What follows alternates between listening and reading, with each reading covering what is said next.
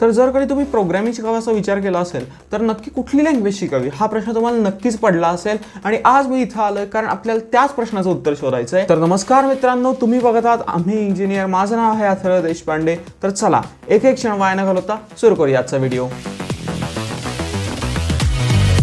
तर मित्रांनो, तुम्हाला माहिती आहे की आता जगात आहेत ना खूप साऱ्या लँग्वेजेस अवेलेबल आहेत, म्हणजे जवळजवळ 1000 लँग्वेजेस तरी नक्कीच अवेलेबल असतील आणि त्यापैकी नक्की कुठली लँग्वेज शिकावी हा एक आपल्यासमोर खूप मोठा प्रश्न असतो। म्हणूनच मी बरंच इंटरनेट सर्फिंग करून ज्या टॉप 5 लँग्वेजेस आहेत ना त्या सिलेक्ट केल्या आहेत। तर आपण आजच्या व्हिडिओमध्ये बघणार आहोत की त्या टॉप 5 ज्या लँग्वेजेस आहेत त्या नक्की कुठल्या कुठल्या सेक्टरमध्ये वापरता येतील, म्हणजे त्या तुम्ही लँग्वेजेस शिकल्या की तुम्हाला नक्की कुठल्या प्रकारचं डेव्हलपमेंट करता येईल, काय डेव्हलपमेंट करता येईल आणि त्या लँग्वेजेस शिकायला किती सोप्या आहेत किंवा अवघड आहेत त्यावरती डिपेंडिंग तुम्ही ठरवू शकता की नक्की ती लँग्वेज तुमच्यासाठी आहे की नाही। तर चला सर्वप्रथम बघूया की या टॉप 5 लँग्वेजेस कुठल्या आहेत। तर 5th पोझिशनला जी लँग्वेज येते ती आहे सी। देन 4th पोझिशनला जी लँग्वेज येते ती आहे C++।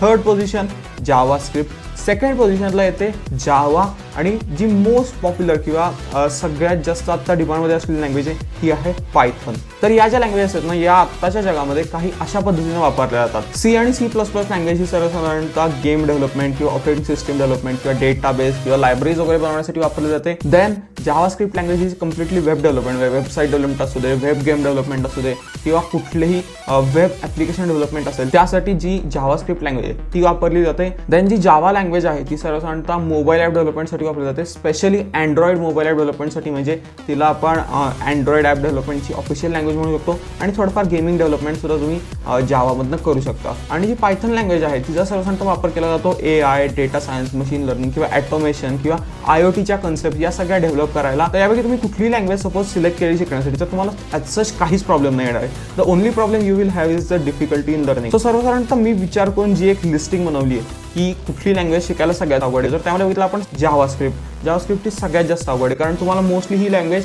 HTML किंवा CSS या कन्सेप्ट सोबत वापरली जाते। म्हणजे जर तुम्हाला या लँग्वेजचा पूर्ण फायदा घ्यायचा असेल तर तुम्हाला जावास्क्रिप्ट ही HTML किंवा CSS सोबत वापरावी लागते, म्हणजे तुम्हाला त्याचं फुल पोटेन्शियल यूज करता येतं। त्यामुळे तुम्हाला ॲक्च्युली एकावेळी 2 लँग्वेज शिकणं गरजेचं आहे। So this is the most difficult language to learn असं मी म्हणेन।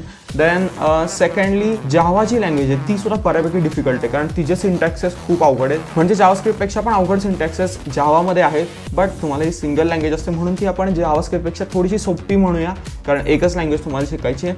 देन जी C किंवा C++ लँग्वेज आहेत या जावापेक्षा सोप्या आहेत बट स्टील त्या सुद्धा बऱ्यापैकी अवघड आहेत, म्हणजे एकदम अशी सोपी लँग्वेज नाही आहे। तेच जर आपण बघितलं ना तर पायथन ही सगळ्यात सोपी लँग्वेज आहे शिकायला। म्हणजे जर तुम्हाला एक सिम्पल कंपॅरिझन सांगितलं तर C किंवा C++ मध्ये जर आपण नुसतं हॅलो हा वर्ड प्रिंट करायचा प्रोग्राम बघितला तर तो अराउंड 6 लाईन्सचा प्रोग्राम होतो, 4 ते 6 लाईन्सचा तो प्रोग्राम होतो। तेच पायथनमध्ये ते एक सिंगल लाईनमध्ये एकदम सोपा प्रोग्राम बनून जातो। So that's the level of easiness Python offers you. त्यामुळे पायथन ही सगळ्यात इझिएस्ट प्रोग्रामिंग लँग्वेज आहे आत्ता या 2 कन्सेप्ट कन्सिडर करून की कुठली लँग्वेज कुठल्या गोष्टीसाठी वापरली जाते आणि ती शिकायला किती डिफिकल्ट आहे। तुम्ही ठरवू शकता की नक्की तुमच्यासाठी कुठली परफेक्ट लँग्वेज आहे। मी जर पर्सनली सिलेक्ट करायची असती तर मी जावा केली असती कारण मला मोबाईल ॲप डेव्हलपमेंटमध्ये वगैरे इंटरेस्ट आहे। आणि हो, मी या ठिकाणी एक स्पेशल मेन्शन देऊ इच्छितो ते म्हणजे स्विफ्ट लँग्वेजला।